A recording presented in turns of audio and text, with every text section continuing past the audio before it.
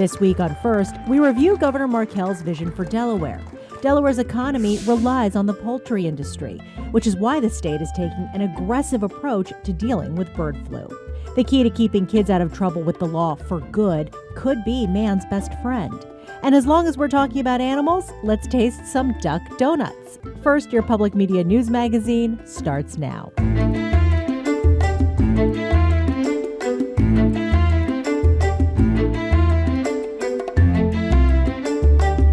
Welcome to this edition of First, coming to you from Legislative Hall in Dover.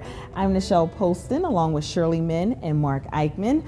We begin this part of the program with a look at some of the highlights of Governor Markell's final State of the State address.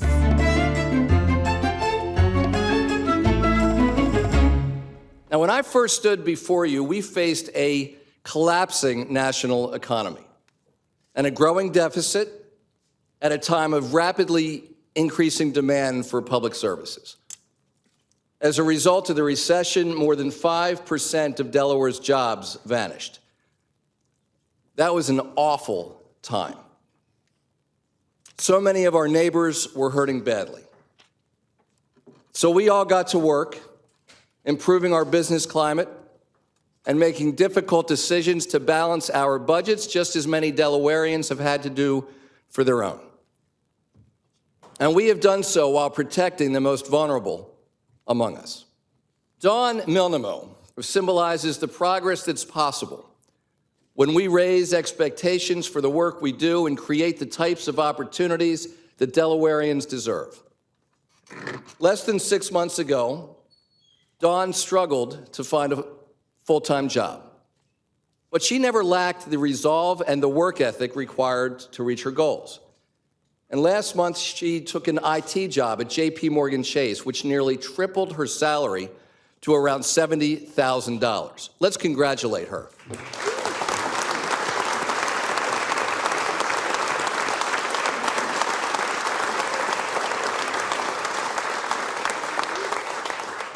And they hired Dawn because she completed an intense 12-week computer coding course at Zip Code Wilmington. Now, that's a program that was created by local business leaders led by Ben DuPont as part of our Tech Hire initiative. The air we breathe is cleaner, recreational and cultural opportunities are more plentiful, we have vast new trails and record investments in our libraries and arts community. And a small investment in downtown areas in every county is leading to more than $100 million in private investment. Our prisons are less crowded because we're finding more effective ways to reduce recidivism. And we have taken historic steps toward equality for our vibrant LGBT community.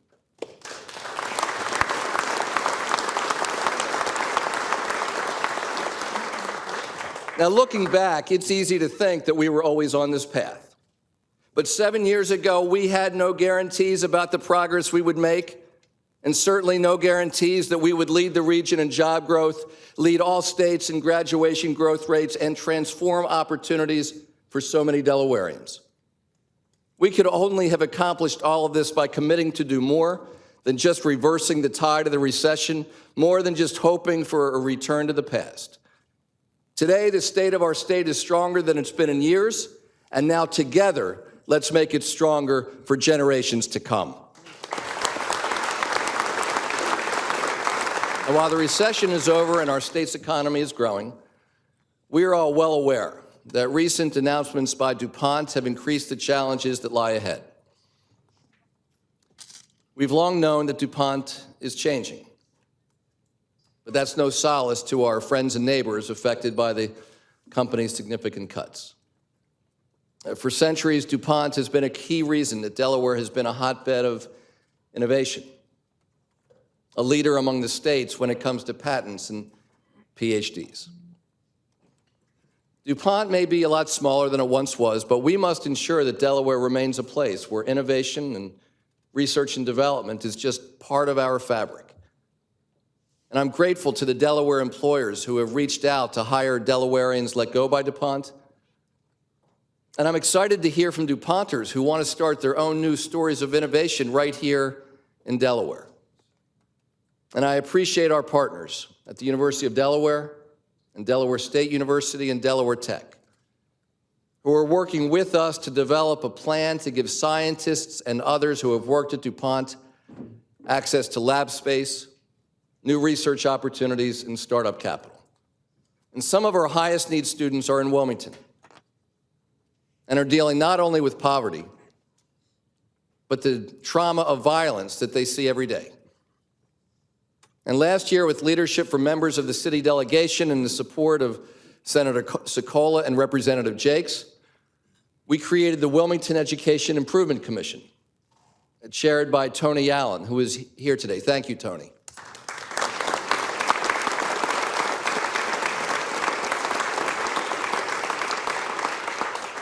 And while many questions remain about the specifics of the Commission's plans, broad consensus exists on this point. In a state whose courts set the precedent for Brown versus Board of Education more than 60 years ago, but yet never acted to make any real change until told to do so by the federal courts, the time has come to take bold action on behalf of the children of Wilmington.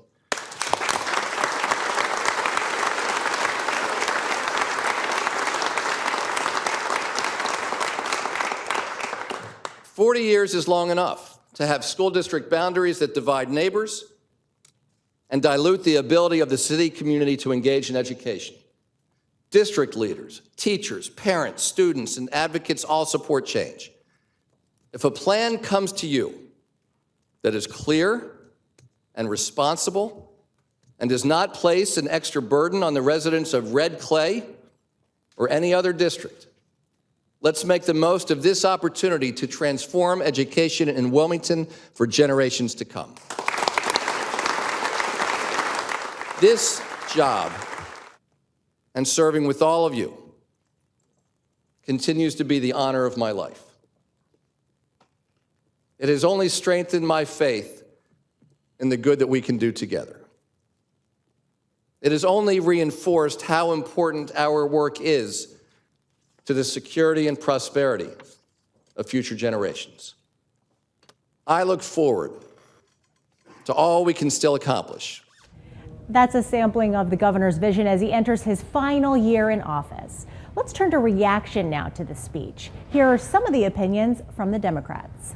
Well, I'm so happy that the governor recognizes that substance abuse is a serious problem in our community, and it crosses all income levels, all ages, all ethnicities. And so one of the things we need to do is to stop locking people up for minor drug trafficking offenses, not selling, but people who are using drugs. He did mention a grant briefly that we're trying to do, what's called the East Side Rising. We have so many boarded up houses there, and we need JFC to go ahead and pass the budget that has been asked for through the State Housing Department so that we can purchase these boarded up and blighted areas and start to rebuild home ownership. You know what, I was really impressed in the amount of work that we have done on veterans and getting the homeless off the streets. I personally didn't realize how much of an impact that had, but it's something that I just felt like at the end it kind of like blew my mind that we took 240 people off the street, veterans, and taking care of them. While Governor Markell may be focusing on his legacy as he wraps up his term in office, we can't ignore the fact that it is an election year. Here's a response to the state of the state from some Republicans in the legislature. I admire the governor. He is a friend. It was a great speech, but Delaware needs to change directions. And, there's a lot of talk about sort of relatively minor programs in state government, but Delaware state government needs to fundamentally reimagine how they're engaging with our communities and what Delawareans can expect from our state government. I did not hear that in this speech, but, this is an election year, and I think we'll hopefully get some more debate on those core issues, because Delaware is not doing as well as the governor said today. I do believe he's been a very effective governor. He's innovative, he's bright, but I think his legacy is going to be more on social issues, and I think now he's playing catch up on business incentives, tax credits for business, and it's sad to me because we in the House tried to push that all along. I think it was generally overall a positive message and much of what I expected. I didn't expect to hear many big money agenda items.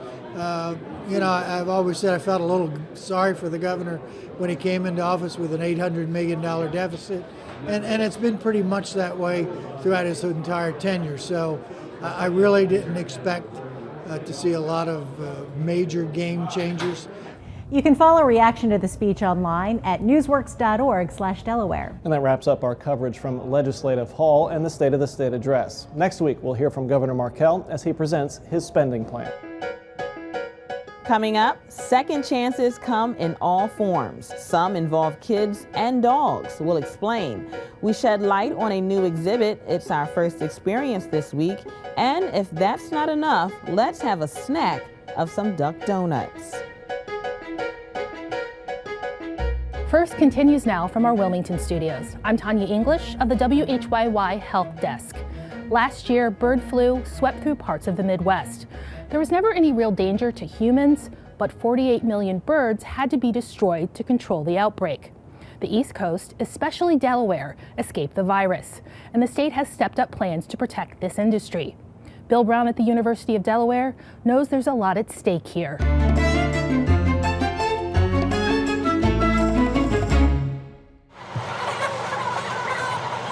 It's huge. We probably grow 600 million birds here on Delmarva. At any given time, we have 1 million birds under roof. Bill Brown teaches new agricultural practices to family farmers and reminds them about biosecurity. Biosecurity is nothing but a plan to keep infectious disease off the farm. You cannot get into any chicken house on Delmarva these days without first putting on protective gear. And if you don't have essential business, farmers would prefer that you kindly keep out. Absolutely no visitors. You all are an exception because we feel like the risk or the advantage of educating the public is worth having you here today. That's also the rule at Charlie Postal's farm in Milford. He has 3 chicken houses and his entire operation is behind a fence. At this point, all visitors need to sign in on our guest register. And workers have separate dedicated farm clothes and shoes. After they change their boots, they will also step into the foot bath, which is a disinfectant as an additional layer of protection. There's also just one door in and one door out. For safety, all the small side entrances are now locked. Highly pathogenic avian influenza can kill an entire flock in 2 or 3 days. There is not really any vaccine for it. There is not really any medication that can combat it. So the biosecurity is our strongest weapon. Delaware is also testing the kind of migrating waterfowl that carry bird flu. That surveillance is an early warning system. Wildlife biologist Jesse Baird wants to know if ducks flying south this winter have mixed with infected birds from the Midwest, and whether those birds brought avian influenza with them. We are worried that wild birds will be able to spread the virus to the poultry industry, to chickens or turkeys. The scientists catch mallards and black ducks in the wetland marshes to sample their DNA. Basically, we use corn and we heavily bait the trap. The waterfowl then will enter in through the funnel here. The birds get an identification band and then they're released. The samples go to a lab. Delaware is also testing commercial birds before they're processed for meat. The diagnostic lab at the University of Delaware is another checkpoint in the security system. It's kind of like when you go to the doctor and have a throat culture done to find out if you have strep throat or not. If the virus particle is present, then the fluorescent dye will light up and it'll be detected by this instrument. Every Delmarva flock is sampled. So far, there's no sign of the kind of bird flu that's been so deadly. But farmer Charlie Postals says there's a plan in place. The industry has made the investment in machines and material and personnel training. We're ready to respond. Contain, contain, contain. In the first state, the saying goes, there are 3 C's in Delaware: cars, chemicals, and chickens. The influence of the auto industry is gone. DuPont is cutting jobs, but chickens are still here. And lots of working families want to keep those birds and the industry healthy. And it really is a big industry. What else is being done to proactively protect those commercial flocks? The extension agent that I spoke with said there are a few absolutes in biosecurity. avoid backyard flocks, and the kind of markets where live meat birds are sold, it's really important to properly handle and dispose of dead birds. So that's all to prevent sort of the worst case scenario of bird flu being found in a flock here in Delaware. What will happen if that happens? If the virus shows up here, really the only control is to depopulate the bird. That means a farmer's entire inventory will have to be killed, and no one wants that. And as you report, there's a lot at stake here, which is why all of these precautions are necessary. Thanks so much, Tanya. Tanya English is a member of the WHYY Health and Science Desk. Her reporting can also be heard on The Pulse. It airs Fridays at 9 and Sundays at 10 a.m. on WHYY FM 90.9. There is more on this story on the pages of newsworks.org. Reducing recidivism is the driver behind a number of rehabilitative programs in Delaware. And one of the newer programs pairs dogs with kids in trouble with the law. It's called the Second Chance Canine Program, but it's not just the dogs who are given a fresh start.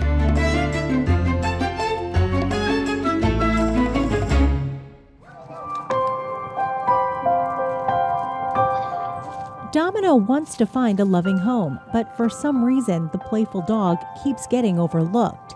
So when an opportunity for Domino and other dogs to get more training was presented to Faithful Friends Animal Shelter and its founder, Jane Parentazzi, she didn't hesitate. They could go downhill in a shelter mentally. The training is not just to teach them skills, it's also to mentally stimulate them. They need to be doing something, be busy, to be satisfied, to help them get through their stay in a shelter. The partnership is part of the state's new Second Chance Canine Program, pairing shelter dogs with kids who are in juvenile detention. We can see these kids who've had a lot of harm in their life and been hurt, and the dogs as well have had those issues, who have not been adopted because of behaviors. And they too come together under Coach Mark's leadership, and it's really great to watch it play out. Coach Mark is Mark Tobin with Delaware's newly created Office of Animal Welfare. The nationally certified dog expert and former police officer in Newcastle County's Canine Unit runs the month-long program on the campus of Delaware's Kids Department. So we bring in shelter dogs, we fix them so they're more adoptable, and then we give these kids that are getting ready for a second chance the ability to have a nice skill set. We train the dogs how to sit and how to listen, how to walk them to the side. And some of the dogs, they actually was tough, but I actually helped them so they could get adopted. By the end, the bond was really strong. The dogs were better behaved. They were dropping the leash. You know, you're talking about a shelter dog, and they're dropping the leash and not going anywhere. I mean, that's just a phenomenal success for the kids, because you could tell that they really looked at, they accomplished something. I have a bad day, and then I come to the program, and then the dogs there just cheer me up. Yeah, I have fun with them. But McDonough says the program goes beyond training. And this skill that they gain, they can use on the outside. And Mark's going to try to help them get placed in those kinds of things, even a job. Interrupting, McDonough hopes what might otherwise be a life of crime. That relationship that is formed while they're here, it does become a peaceful thing, and I think they can bring that out in the community with them. I think the dog and them are on the same parallel. They're looking for something, a second chance to make a difference. It's showing that anybody can change no matter what their past has been or what they've been through, you still can change. And that's basically the same thing with the dog. These dogs are listening to them and they feel successful. So they also have a sense of feeling successful. All great things to build their self-esteem and give them confidence for a brighter future. By the way, Domino has since been adopted by a nice family, which means of the 21 dogs who went through the program, Parentazzi says all but one has been adopted. The program will resume in the spring and could be expanding in a slightly different capacity. Stevenson House, a youth detention center downstate, is considering keeping an in-house dog in hopes of bringing a peaceful quality to the facility. There's a lot to check out on the web this week. Head to WHYY.org/first to watch this week's show whenever you want. Governor Markell's final State of the State address can be found online this Monday.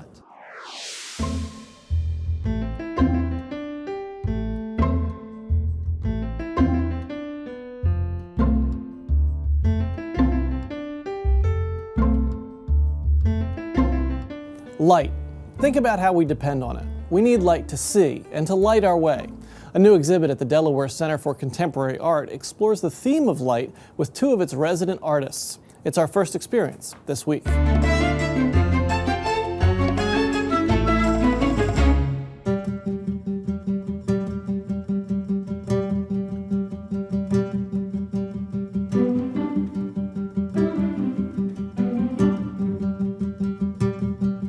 My paintings, I think of them as abstract landscapes.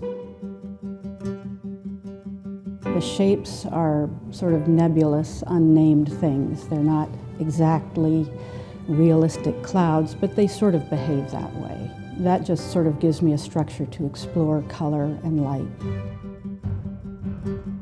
My painting for a very long time has been about space, about the progression of one space to another. What they really are abstracted depictments of doorways. Doorways means a passageway, indicates going from one space to another. Also, light can be seen as a source that would come through a doorway.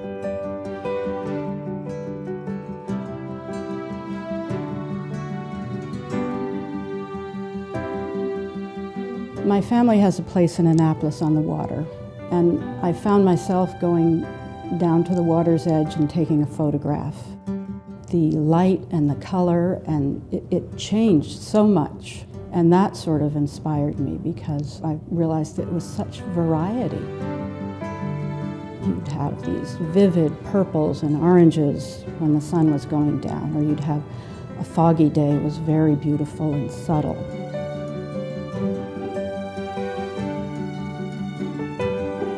Many of these are about the water, sea, air, being at sea.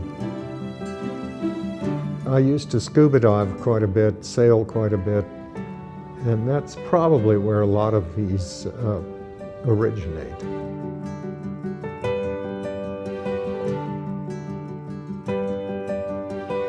It's good to get feedback, and I like to show it to people, but I think I'd do it even if I didn't put it out there. I don't think I can quit. I'd like to sometimes, but I don't think I can. If I don't do this, I drive myself nuts. You never quite get it. It's always just the next one maybe will be better, clearer, more concise, have a better resolution. This is me, so whatever it's worth, it's some way of putting my mark on the world. Well, I hope they'll take the time to sort of enter into it. When I'm painting, it's very meditative. It's sort of this zone that I get into, and I hope my viewers will get a little bit of that when they look at it. The idea that painting pictures can hold some resonance for other people and for myself has some meaning. You can see this exhibit when you visit the Delaware Center for Contemporary Art through January 31st. The DCCA is also getting a new name. They will now be known as the Delaware Contemporary. You can find more information when you visit them on the web at dcca.org. A Newark donut shop is changing the way people look at the delicious treat because of its made-to-order approach. It's modeled after a shop in Duck, North Carolina, that's now a growing franchise. While some folks stick to classic donuts, others get quite creative.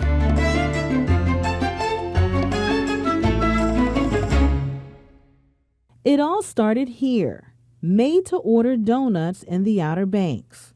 Before you knew it, stores started popping up throughout North Carolina, Virginia, pretty much everywhere, including Newark, Delaware. How's it going? Welcome to Duck Donuts. The donut shop has certainly made a name for itself in the South, and people already seem to be catching on in Delaware. On this day in particular, a lot of the customers were first-timers, but then a few regulars strolled in. From time to time, we saw that it was opening. I went online. I looked at the information. It looks like something I wanted to try. So we came. And now my boys are addicted. And so we come every so often. If I want donuts, I'm going to go big. So I come here, they get the fresh donuts. Fresh donuts are the best donuts, honestly. Customers are certainly drawn to the process because you can actually sit and watch your donut being made. Then there's the customer who's attracted to the toppings. Whether it's coconut, peanuts, chocolate, or strawberry, it's up to you to be creative. I like that you have the maple with the bacon bits. I like that breakfast one. It's nice combo. Right now, our favorite is powdered sugar. It's just the hot donut and the powdered sugar together just is so good. Rob Griffith, the owner of Duck Donuts, even has a favorite he can't seem to shake. My favorite, after everything we've done now, is lemon. I like lemon, our lemon flavoring. We put the zest from real lemons in it and the juice from real lemons in it. So when you eat the donut, it kind of kicks through. You get that little bite. The same with our orange and our other fruit flavors. Outside of the toppings, Griffith often looks at his success with amazement. In fact, in the beginning, it never crossed his mind to introduce Delaware to Duck Donuts. I've been in the Newark area for 35 years, and I was surprised when I got here on Main Street and saw how vibrant it is down here now. I mean, years ago, 15, 20 years ago, when I lived here, in the summertime, it was like a ghost town.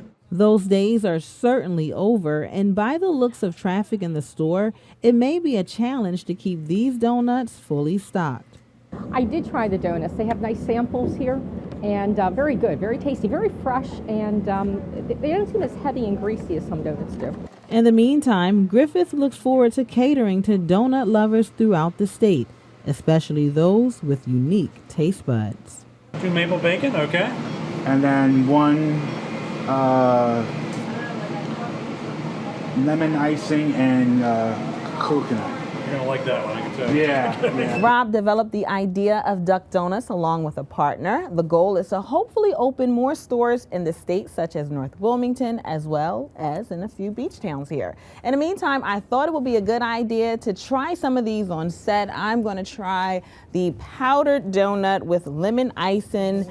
I think you said, Shirley, that the lemons were The quite lemon tasty. donut was thumbs up big time. Delicious. Yeah, they all look great. I Yeah. had one of the bacon ones earlier. They're all good. I'll eat any of them. Awesome. Well, there you have it. A thumbs up from First. And we hope that you'll give us a thumbs up on our stories next week on First. Among our pieces, we'll have the latest on the downsizing and mergers taking place at DuPont. We'll also look at the economic ripple effects for Delaware that could take place in the future. Well, that is First for this, what has been a very busy week for us. For Tanya English, Nichelle Polston, and Mark Eichman, I'm Shirley Min. Have a great week and have a donut.